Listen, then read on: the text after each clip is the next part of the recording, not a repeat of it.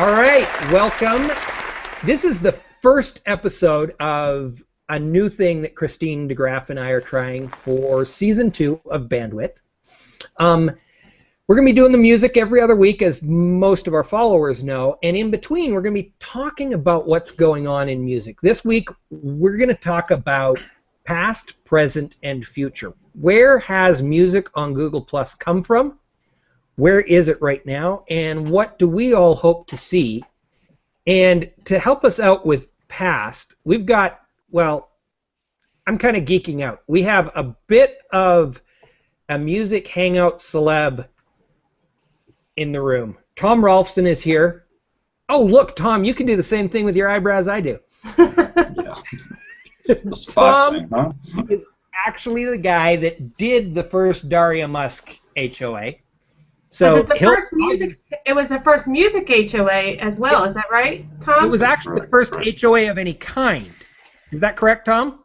Yeah, well, it wasn't even called an HOA then. We grabbed the Hangout and we ported it over to live stream and made it so the entire world could watch it on live stream. Awesome. Wow, that is so cool. So I'm geeking out. Yeah, big time. Well, I've been in a couple of Hangouts. I'm like excited because I'm sitting here in a film strip with just 5 of the most gorgeous men on Google Plus here. Very talented, and we're very happy to have them. Oh, Mark, stop looking around. You're everybody's sweetheart. Mark Seydel from HOAshows.com. He also used to have a website, or still does, findindiemusic.com, and he is writing a column for mymusichangout.com, and he's just doing a little bit of everything. How you doing tonight, Mark? Good. How you doing? Thanks for having me on. Pretty good.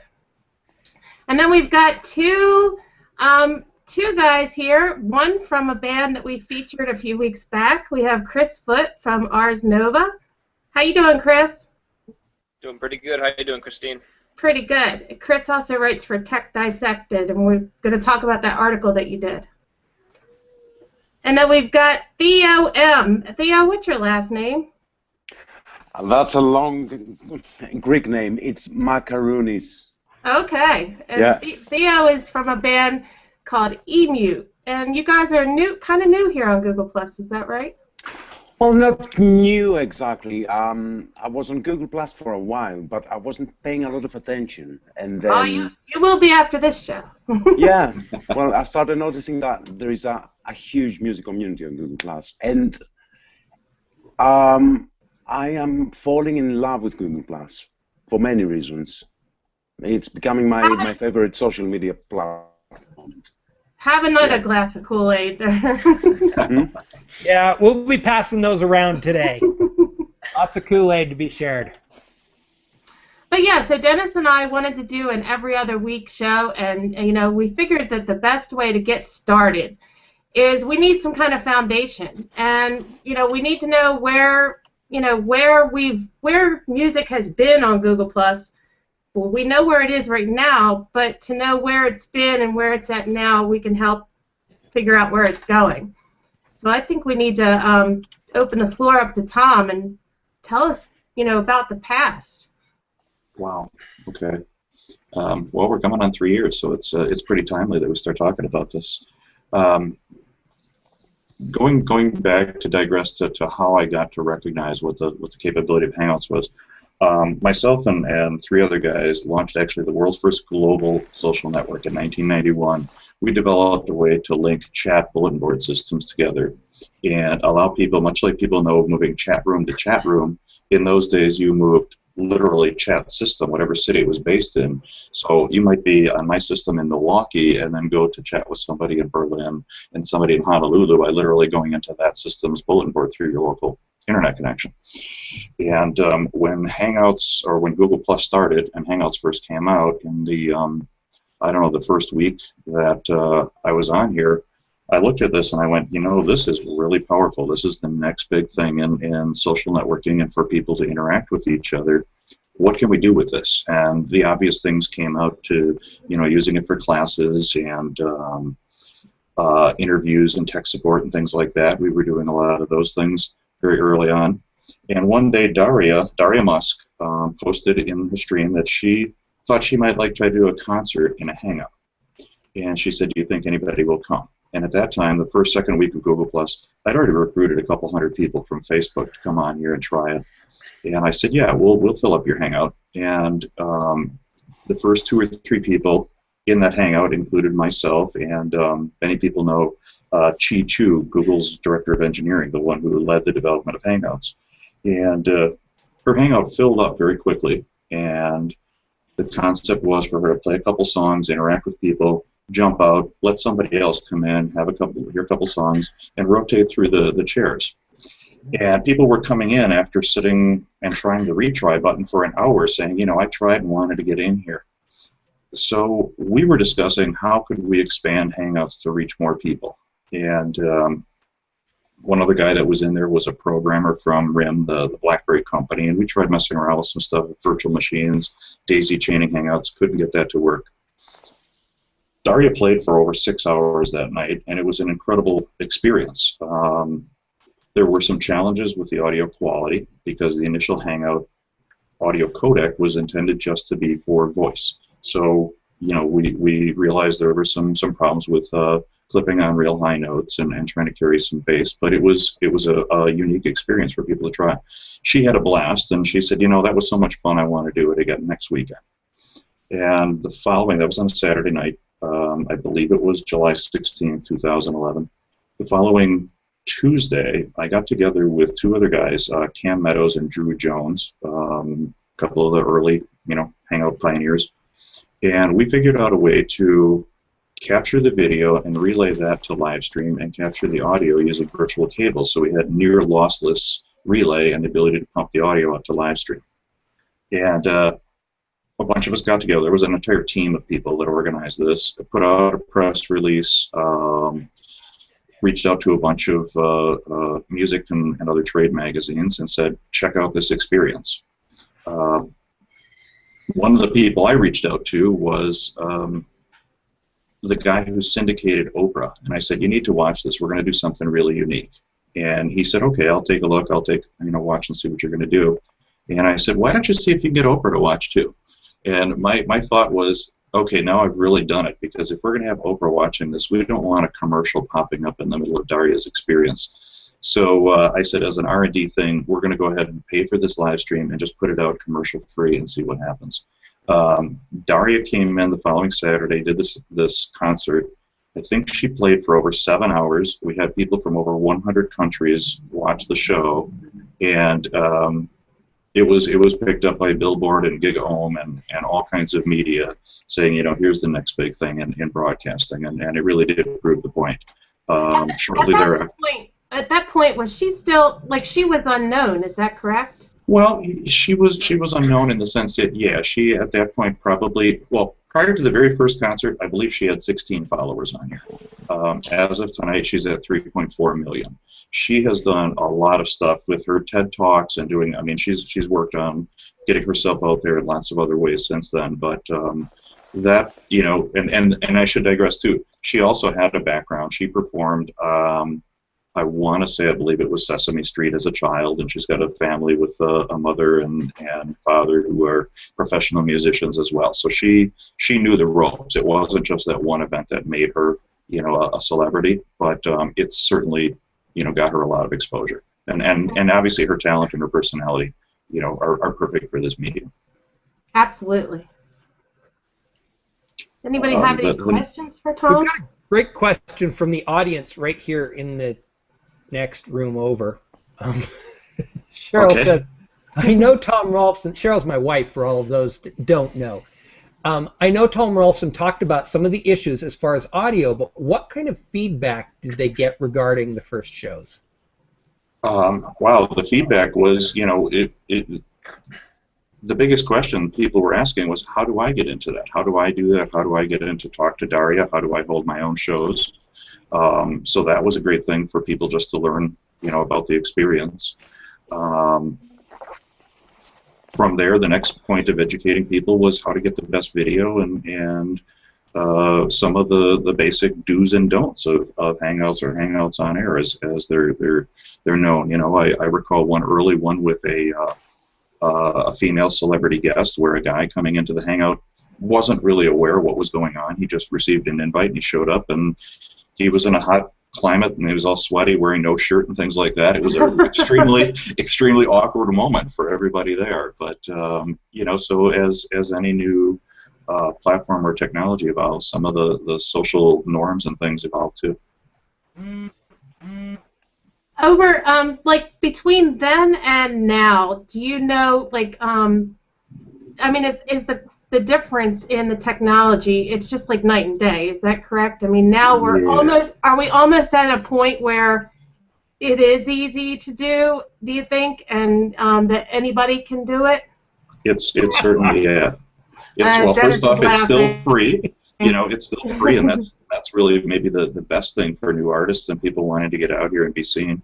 The evolution of it since, you know, July of 2012 is when Google released the what's referred to as the studio mode audio codec. That's stereo. It's near CD quality, and that even has improved a lot since then.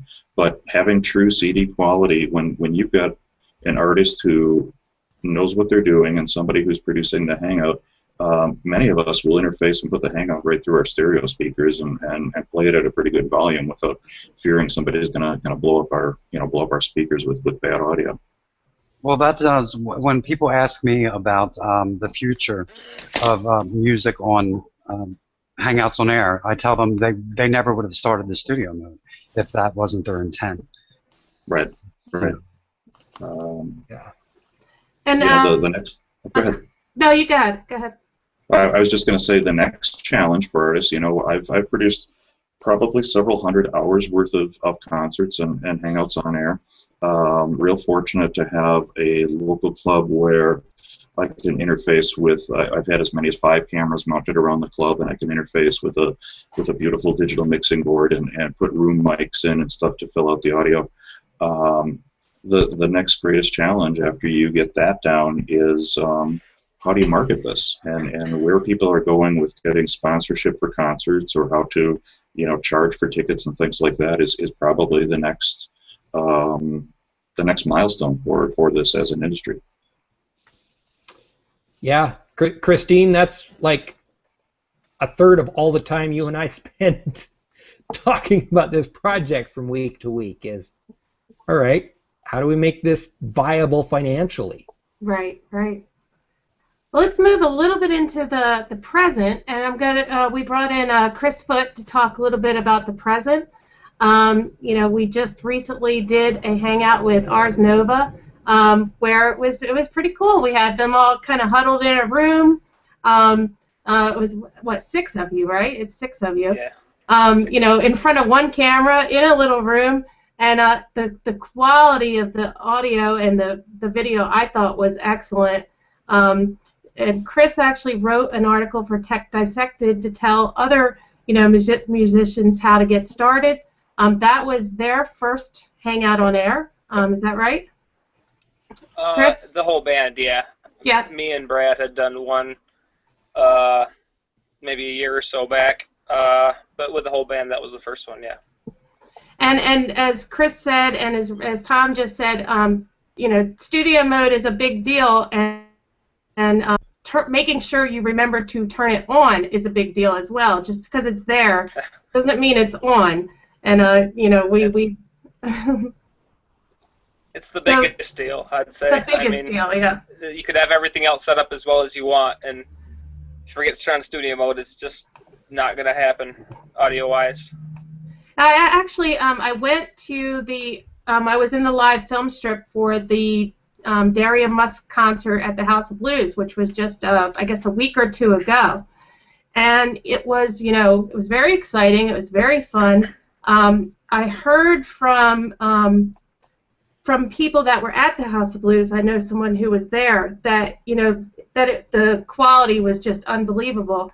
But I'm not 100% sure, but I didn't think they had studio mode turned on. Did you, Chris? I did not think they did. I'm fairly certain they didn't.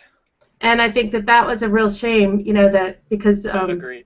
you know, it would have been even better than it was. It was still very good. And the thing that they did that was really neat, too, is they had the a big screen up behind Daria, and they had the H.O.A. up, and the film, were showing the people in the film strip the whole time, and it was, a pretty cool experience. So that was really neat. Yeah, I mean, the importance of studio mode, if you want to see the importance of studio mode, the very last broadcast we ever did, it was just a single song, and, we're running through $10,000 worth of mixing equipment and other stuff, and we forgot studio mode until about a third of the way into the song, and then all of a sudden we turn it on, and it is night and day. I mean, it's enormous. It's not just a little change. It seems like, well, it's just one button, who cares? But no. Definitely is a big deal. It's a huge difference. I would suggest the one thing we should tell people, though, if they're not doing music hangouts, do not use studio mode. A lot of people think that just because the feature is there, they should use it for talk shows and things of that sort. And when you do that, you're losing your automatic gain control and the volume of your microphone. You're losing echo cancellation, and you're really using up bandwidth that you could be using for your video, degrading the whole quality of your presentation. Yes. Yeah, and one thing that is a challenge, is remembering to turn it on and off. Like when we had Ars Nova on, in between each song, we would have the band talk, so they'd have to make sure that they turned it on and off the entire time. But as long as you remember, I think that. I don't believe we did in that case. Oh, you didn't? Okay. No, Yeah, it was on throughout the. Yeah, we started out trying to turn it on and off, and though I completely agree with what Tom said, if you are just talking, do not touch that thing because it'll cause echo. But that echo is acceptable from a music show, right? And so the talking in between, it works out there. And we finally gave up because what ended up happening, Christine, is we would forget to turn it back on. And though it's not a big deal if you're talking through it, it is a big deal if you're singing without it. So we just went, you know what? We got too many other things to manage and left it on. So, okay. I didn't realize that. Now I know. Yeah. Hey, we are learning so much together, Christine and I, doing this project is just ridiculous. Well, every day. Now, moving into the future a little bit, now, Theo, your band, you have not done a Hangout on Air, is that correct? No, never. Okay. I have a big question. What I'm trying to figure out, and I haven't figured out yet, is would it be possible to go and do it in a studio so we can send the sound out of the mixing desk, and then Absolutely. Yep. we can do that, right? And then can we have someone with a camera instead of a webcam? Absolutely, yes. And how do we combine those two feeds? Okay, you want my advice here on the low end, high quality way of doing it? I have found consistently that if we send the audio without a video feed from one computer, so all the stuff's going to go through your mixing boards into an audio feed, and it's going to go as one connection to me here where I'm switching. If you're, for example, on a bandwidth remote show, Theo, you would send me one audio feed, and then you'd send me the camera feeds from separate computers also connected to the internet. Okay. My experience has been that you really aren't going to get a lot of benefit out of going to a really nice camera.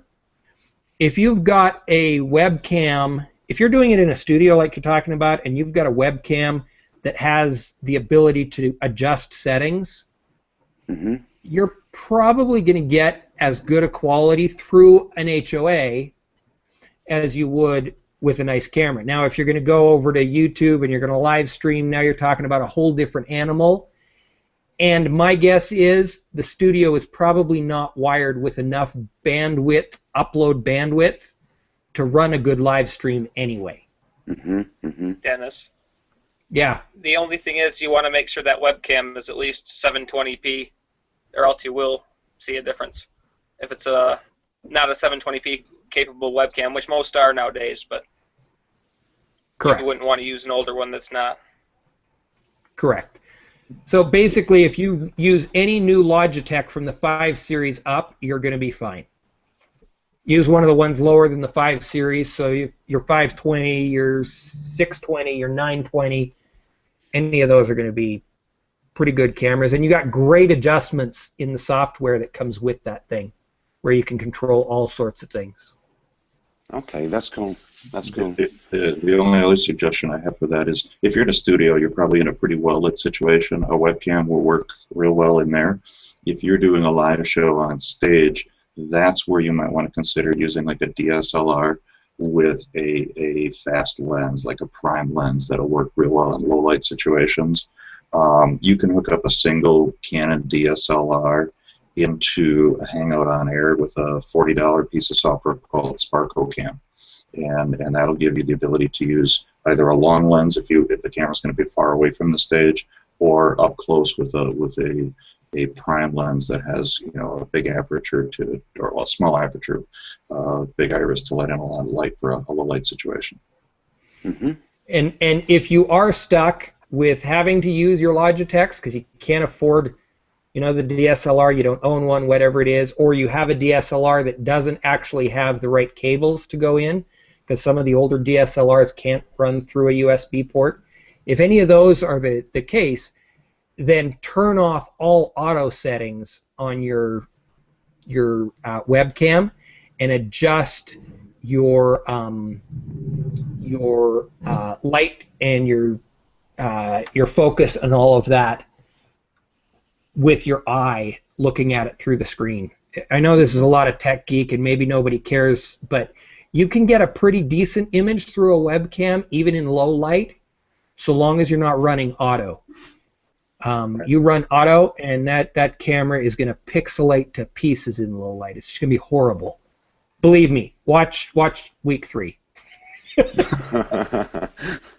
This is all over my head, but I do know that Dennis has, you know, when we do the live shows from Lippy's South in Utah, Sandy, Utah, he sets up several cameras, you know, so you can get different angles.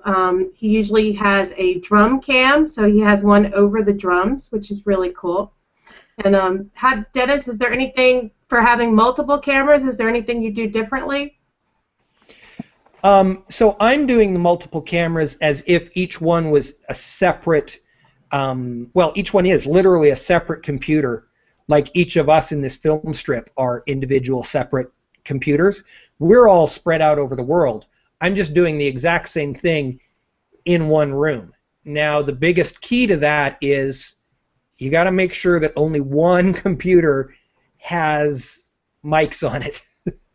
Exactly. 2 computers in the same room with mics, and your ears are going to hurt really fast.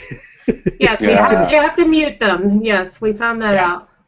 We've been learning everything the hard way. The very hard way, yes. There was no manual for what we had done. I guess if I had known Tom, I could have probably not had such a learning curve, but I didn't until now. I'm always happy to help any way I can, so ask away. You have no idea how many times I'll now be pinging you, Tom. Go right ahead. Seriously, you know, none of us did this alone, and it's a team effort, and I'm still constantly learning from other people's experiments, techniques. Somebody trying a new piece of equipment that I don't have, I get the feedback from them what works. It's a team effort. Yeah. By the way, I love SparkoCam. SparkoCam and ManyCam.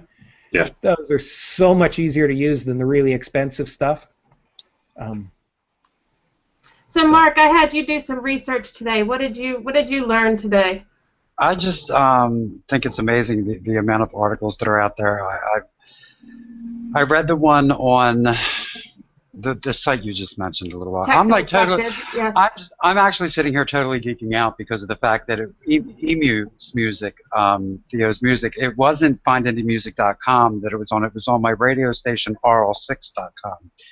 And I wanted to ask, do you know Dying Supernova Destiny? from Twitter? Yeah. Okay, yeah, that's where I know you from, and that's where why I was playing your music on my radio station. And I know Oral 6, yeah, definitely. Yeah, so I'm totally freaking out here, but yeah, Well, nice to meet you. Nice to meet you as well. Yeah, so like I said, a little while ago, if they didn't intend for this to be for music, they wouldn't have come up with the studio. I'm looking forward to it. What I've done is invited all of the people from findanymusic.com over to Google+, and what I want to do is some interviews, introduce them to people like Dennis, so Dennis gets pinged a million times a day on how to do this. He seems to be the guy to go to. I just think it's amazing. It's at the beginning of the year, I was like, this is the year of the H.O.A, and I'm just looking forward to all the music, and what you guys do is just great. I mean, really great. It was a rocky start, but but yeah, it's a wonderful thing. And your mymusichangout.com. Yeah, I'm going to be doing an interview on there of hopefully Michelle Qureshi. If you're watching, please say yes. And yeah, it's just a tremendous platform with great potential. And I want to see people really use it.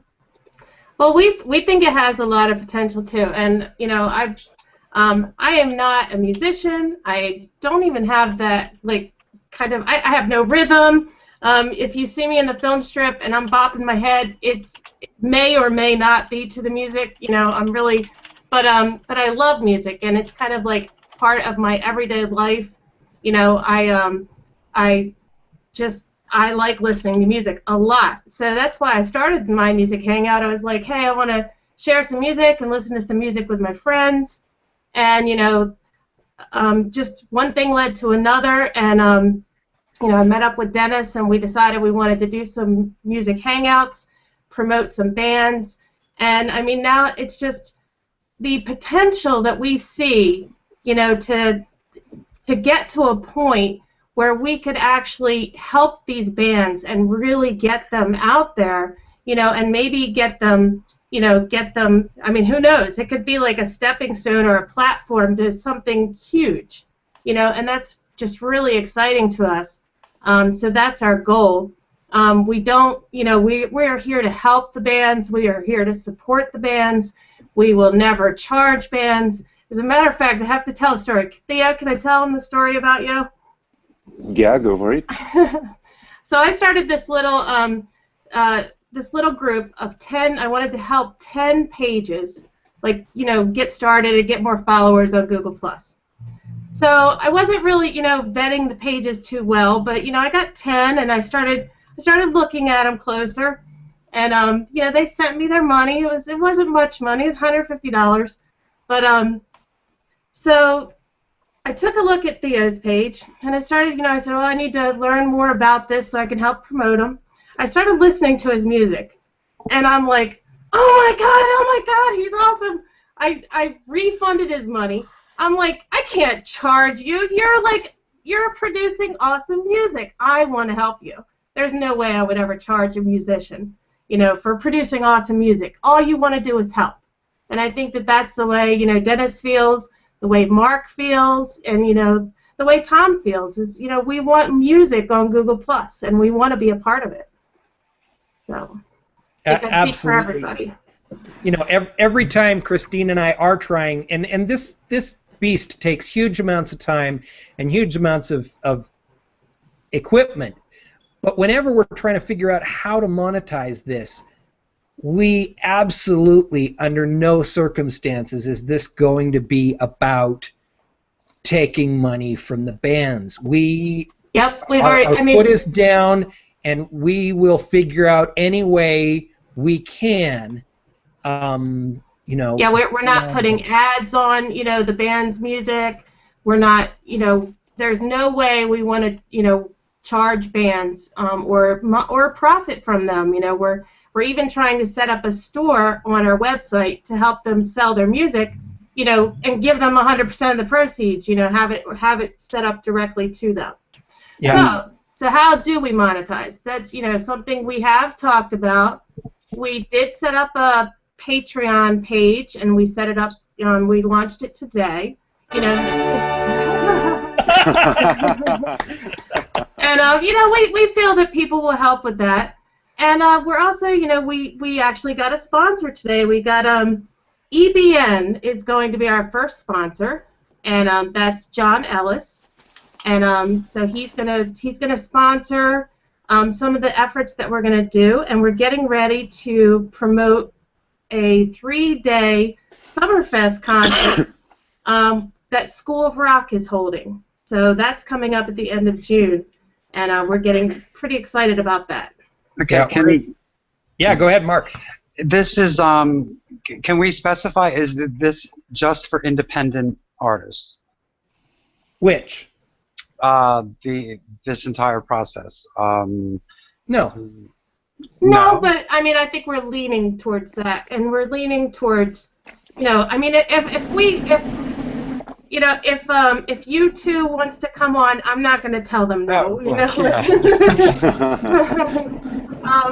But you know, I think that we're leaning more towards, you know, helping some newer bands on Google Plus, or bringing bands to Google Plus. I'm going to mute Chris for just a second.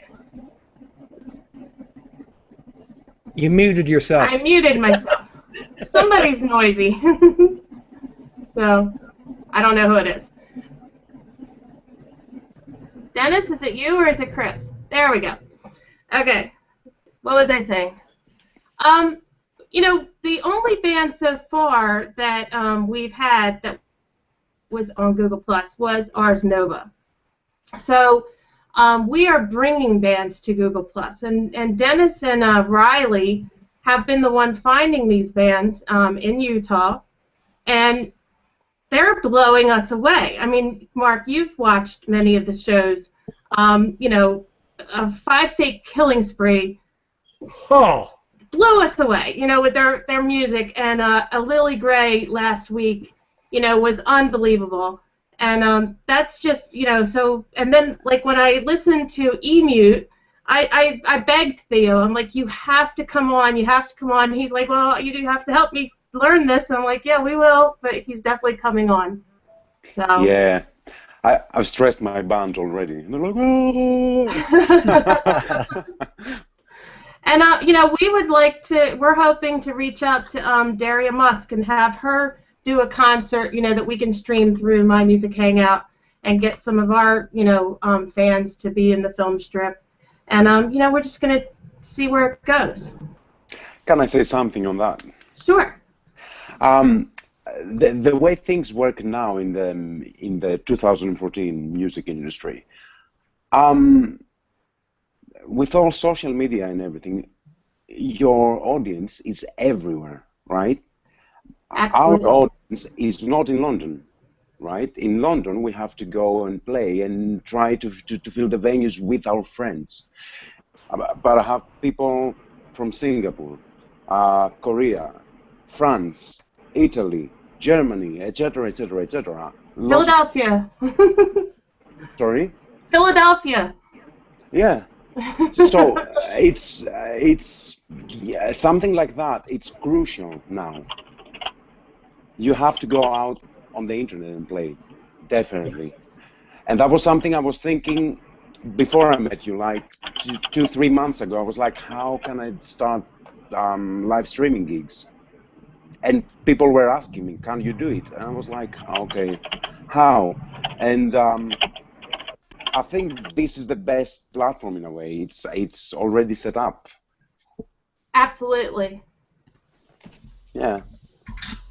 Now for the future, Tom, do you have any like predictions of you know, where this is going to go and how big it could get? And you know, if School of Rock is now looking at Google Plus and interested in Google Plus, you know, how many other you know, how many musicians are going to start really looking at it? It's a really good question. You know, I've worked with producing and promoting several Grammy winners in the past, and they're out there watching what's going on here. One of the greatest obstacles we're all facing right now is bringing bands on that are published under major labels. Google's copyright detection engine, will recognize their songs being played and cut off a stream. And Google recognizes, they're addressing this. I can't speak for them, but they're aware of finding a way or needing to find a way to allow bands with copyrighted materials to come in here and do shows. It's easier to get clearance to do that through YouTube Live than it is through Hangouts on Air, but the process is there. So one of the big milestones I think we're going to see is how to get that legal release and being able to put major bands on like that. One of the very earliest precedent-setting events like that was Google did a show with the Black Eyed Peas in concert. First they did a hangout from the studio just talking, but then they actually had cameras on stage for a concert they did in Central Park. Now there, Google was directly involved with producing it, so all the legalities were taken care of. The next thing is, we've talked with sponsors. There are some major breweries that are looking at sponsoring concert series. That, I think, is going to be the thing that will take it to the next level. One scenario that we've looked at and discussed with them is letting them sponsor a show and ultimately setting it up for other clubs to tune into the Hangout and rebroadcast it or play it in their clubs for people to see it. I think that's a great idea. I think that will be huge. When we get to that point, if you got a Miller or Heineken or one of these big companies to sponsor it as a series, there's been discussion and they're taking a look at what's going on here. The technology is now here and stable, and I think it's time that some major players are going to be coming on board. What do you think? Now, I've had mixed feedback over which format is preferred. Having a band play and talking to them and getting to know them and have a film strip, or just having it more like an actual concert. And if you're talking about syndicating, I kind of feel like the concert is what they would want to probably syndicate. For mass production, yes. My personal feeling is when an artist knows how to interact with people and understands this technology. One scenario we've looked at doing is literally putting a large monitor up on the side of the stage, letting the band actually see the Hangout while they're playing, and then between songs taking a break and facing that monitor and talking to the people around the world. We've done that on a smaller scale where the shows that I've done from a local club during their breaks and stuff, they will jump into the Hangout and talk to people literally from around the world. We've had them talking to people from Brazil and the UK and Germany all during their breaks while playing in Milwaukee, Wisconsin. Neat. It's amazing. It's kind of like what Daria did at the House of Blues. She a little different, but she was there, and Right. And we, the audience, the remote audience, the Hangout on Air was up on a screen, but it was really cool. We were making little signs and holding them up, and like her whole audience could see what we were doing. Yep. And it was and she understands the technology so well. It's completely natural for her putting on her show and doing her show that way. And that to me is the attraction for Hangouts on Air.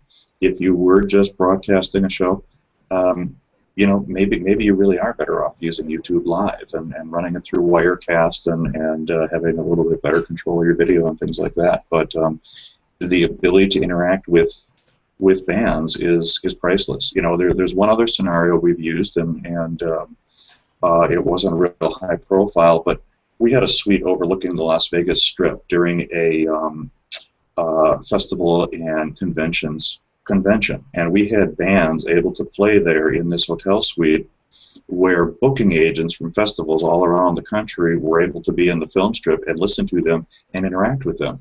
80% of who you're booking as a band is how they're working with the audience.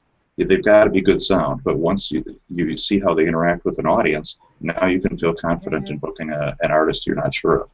And that I think is for bands doing, in effect, remote auditions is another great value that they can get through Hangouts on Air.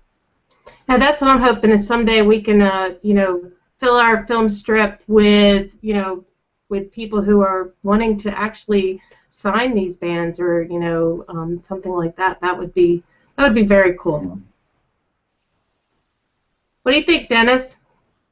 I mean, the possibilities are endless. It's exciting to be a part of this. I get asked all the time because a lot of people know I produce this show and I'm the man behind all the cameras and stuff.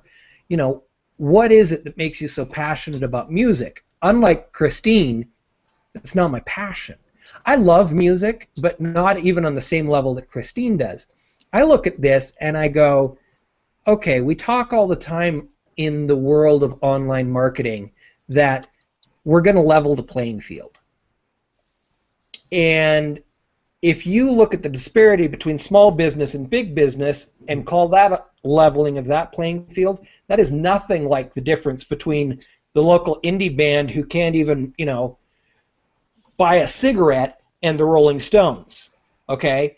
So if you want to level a playing field, and I'm always up for a challenge, I'm like, let's do it where it really can make a difference. And it's just so fun to see these artists. They start to ignite and they start to see what's going on. After the show, we have a requirement. They're not allowed to take down their equipment until they sit down with me for 15 to 20 minutes, and I show them all the comments that have happened, and I teach them how to engage with the people, and they go home every time, and they start plus mentioning people, and they start liking things, and then they build relationships. It's just, it's yeah, been so it's definitely fun. the bands that we've had so far are definitely surprised, that they didn't even know this audience was there, and that they could actually interact, and we're bringing comments up on the screen and stuff. When Riley started, he didn't even have a profile page. And, yeah, I know. And look now, he's doing very well on Google+. Theo, you shared an article the other day. It was, and I should have reread it real quick before we came on, but it was about the price of a cheeseburger. And yeah. you want to talk about that a little bit? Did you write that? Yeah. It's my article. Basically, I wrote that out of frustration, really, because sometimes I feel that music is not appreciated as much as it used to. I mean, it is appreciated, but people are not paying attention. And in a world of infinite amount of information, I feel like a musician who is making his own music, you just get drowned, you disappear in the chaos of information. So I wrote this article, and this line about the burger, I think it was Lady Gaga's line from an interview that she gave a while ago, and she was saying that people treat music like a McDonald's cheeseburger now, and it's very true.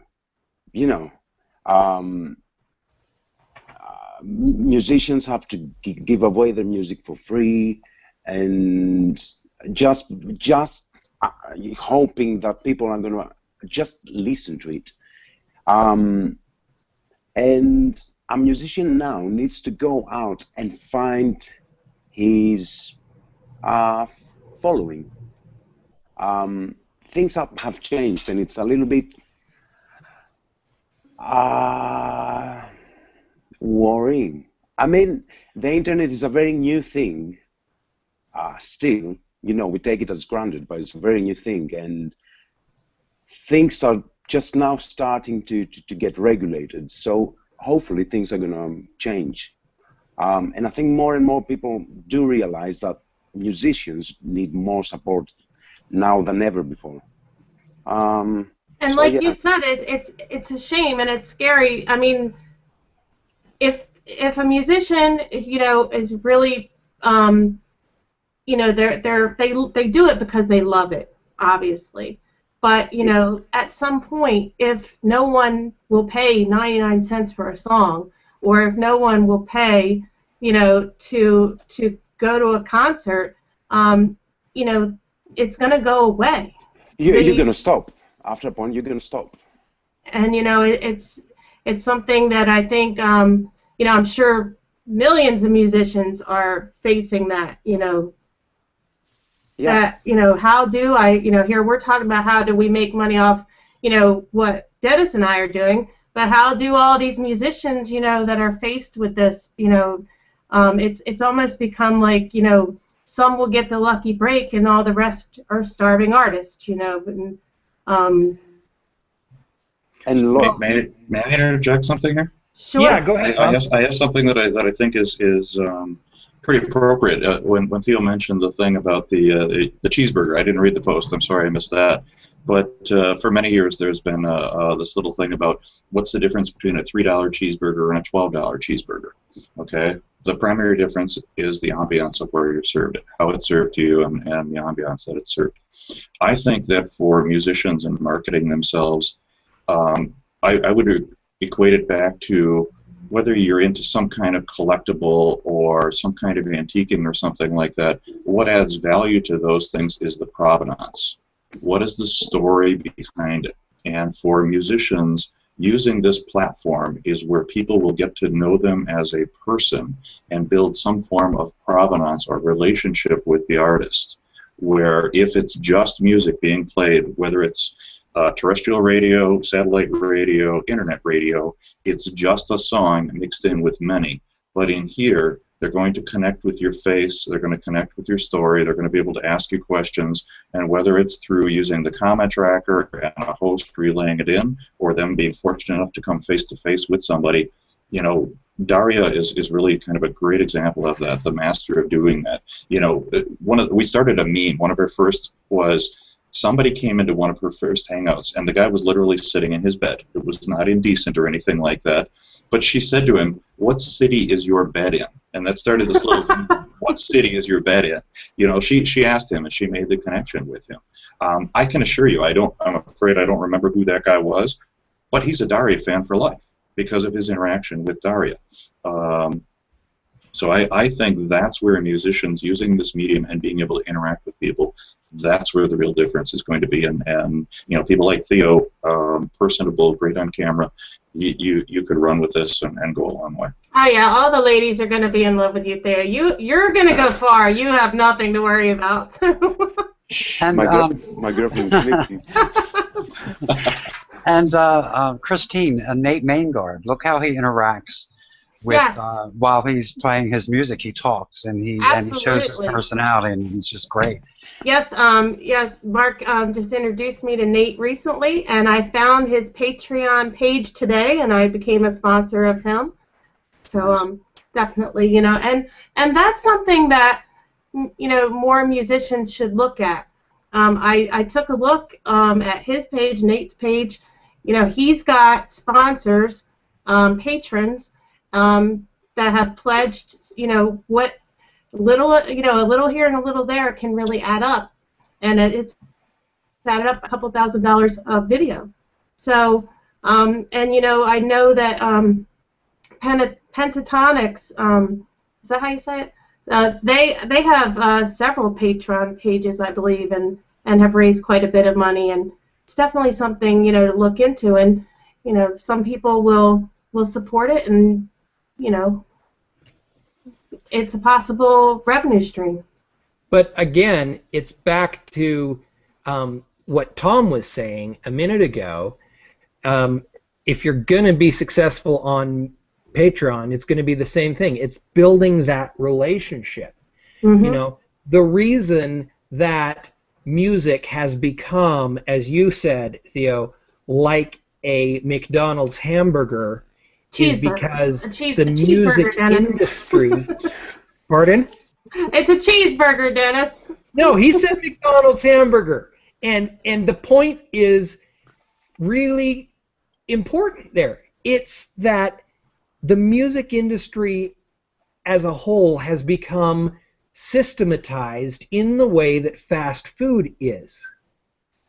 And all of these independent artists that I've met in the process of this, Chris included, and I'm even seeing this in Theo right now, these people are passionate the way the guy down at Salt City Burgers is passionate. It's a one-off restaurant with $12 hamburgers that are insane. I'd rather eat one of those than a steak most of the time. These things are crazy.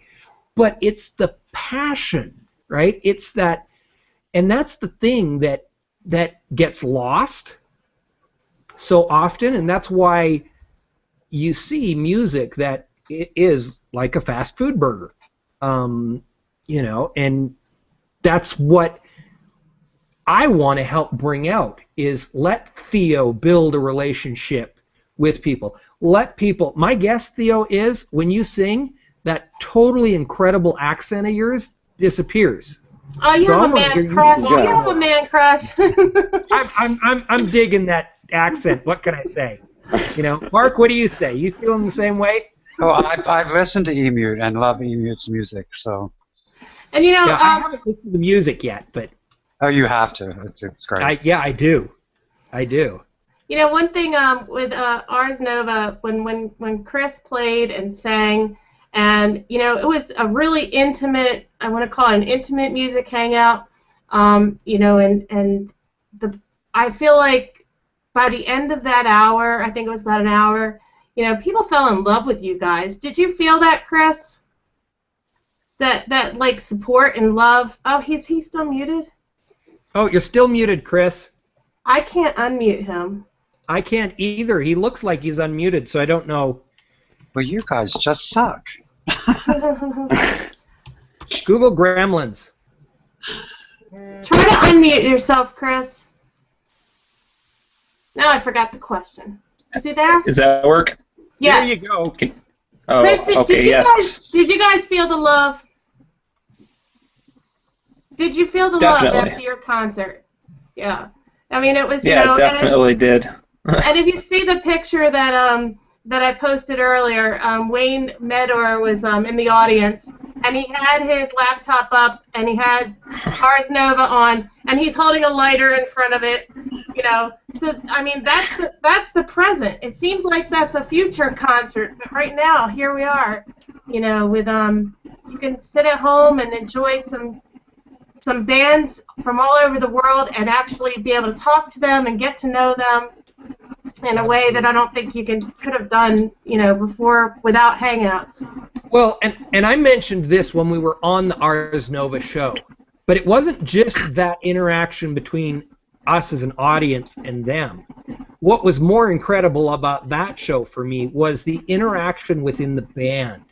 The way Chris would, you know, they were in such a close proximity, and Chris would look over and you could tell he was guiding somebody, or he was saying good job, and you could read the expressions because everything was in so close. I mean, the back three, it was a little harder, but the front three, you could totally read everything that was going on in their minds, and all of those silent signals that pass between band members.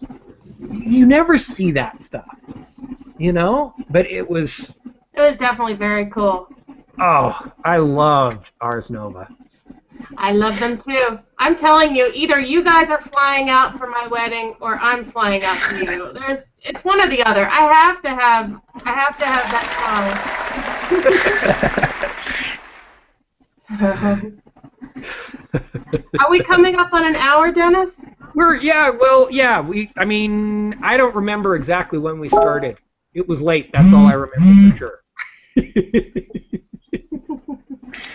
But yeah, we're pretty darn close. Let's do this. Let's run through the panel as I see the panel, and just have you guys give your closing thoughts, either past, present, or future. Pick one and touch on it. This is how the panel looks to me personally.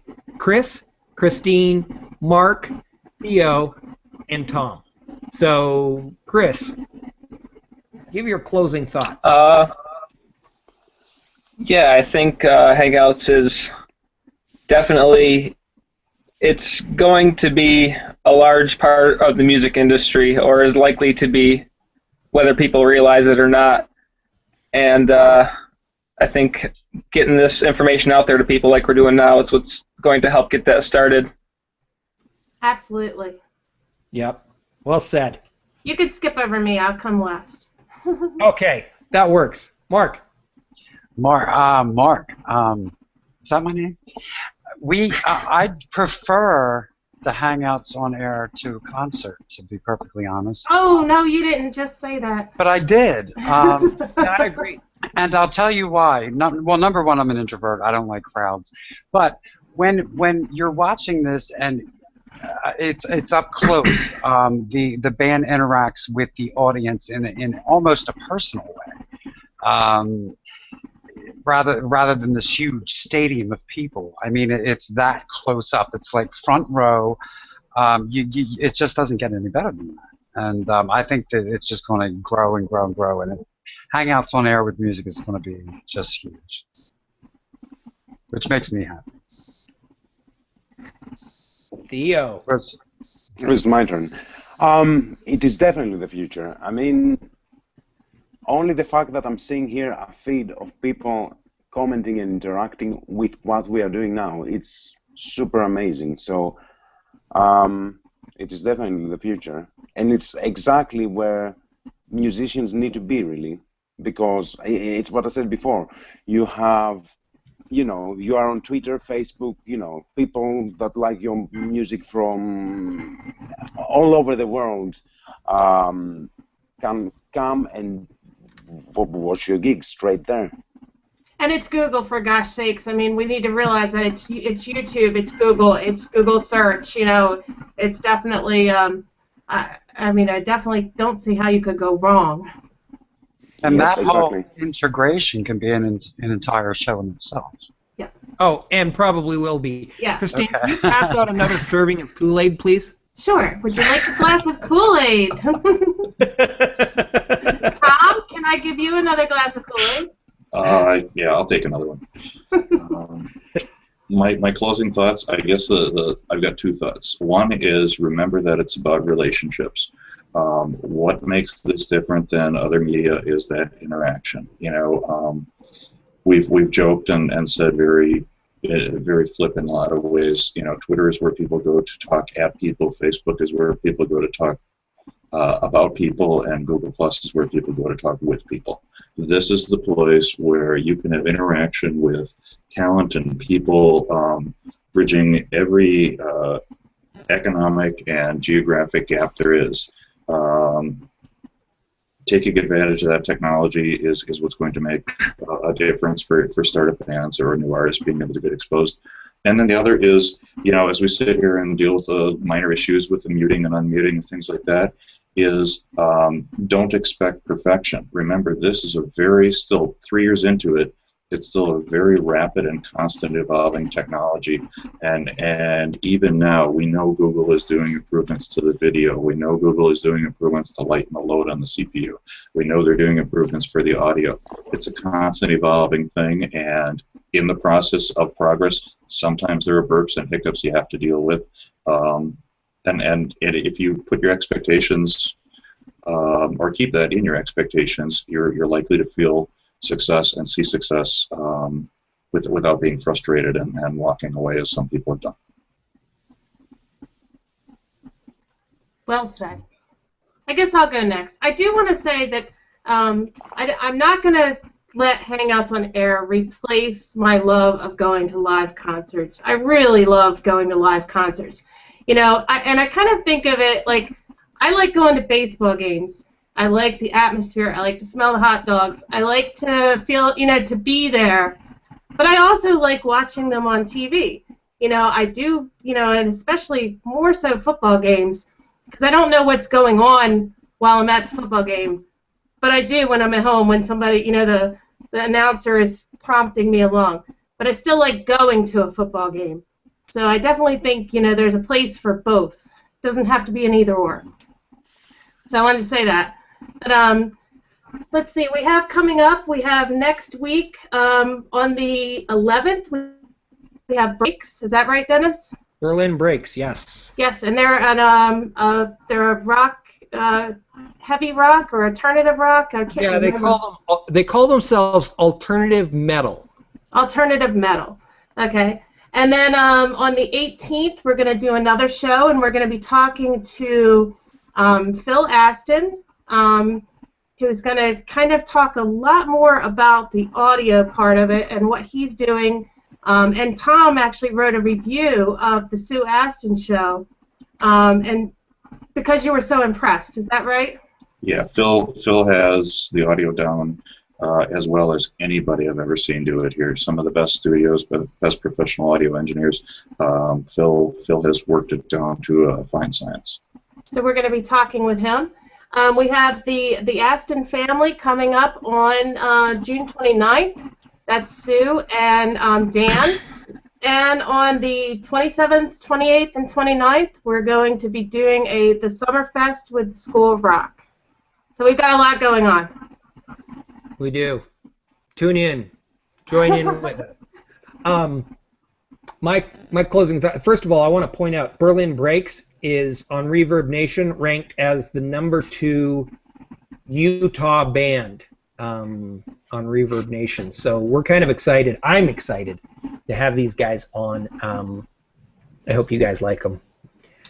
Stay tuned. Christine and I have, and on top of that, my sound engineers, Leif and Riley, we got all sorts of things up our sleeves still. We're working on crazy ideas and moving cameras that are better than what we've been doing, and our plan is to just keep pushing the envelope every week and making this thing better each week. So stay tuned and, reach out to us. If you got questions, Tom's shared some bands that he knows of. We're always looking for people that we can help promote in this industry. So if you know someone...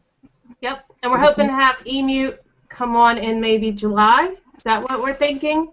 Yeah, end of July, maybe. Okay, good. But we'll talk. Yeah, we'll see how. Yeah. And we'll make sure you circle these guys. Listen to E-Mute's music. Listen to Ars Nova's music. You can definitely share it, buy it. Mm-hmm. Yes, yeah, buy and it. if you like the music, buy it. How much do you pay for a Starbucks latte? Come on. That's 5 songs right there. You know what I'm saying? Go over there and support. This is music. The universal language. Do it. Yes. And, after these guys have been on our show, you know them. Like, you're now supporting friends and family. Get in and give them some love, okay? Can I say something for people to realize the scale of the things? Yeah. Since I was a professional drummer till I decided to quit and start E-Mute, right? That was a little bit more than 2 years ago. Within those 2 years, I spent 16K, and that's 16K pounds UK, right? So like $30,000 or $40,000, right? Exactly. Yeah. Wow. So I made back. I'm not gonna hide. I'm gonna say the truth. I made back around 1,000 pounds, and that was after a lot of work, right? And whenever I say to people, I actually made 1,000 pounds, fellow musicians, etc., they're like, what? How? So I am the minority here from indie musicians that managed to get up to that kind of level of income. Well, let me tell you something. The same thing I told Chris is when you guys do make it really big, don't forget about us. We want you to still come on our show, okay? Don't just say, oh, yeah, they're too little for us. We can always diss them then.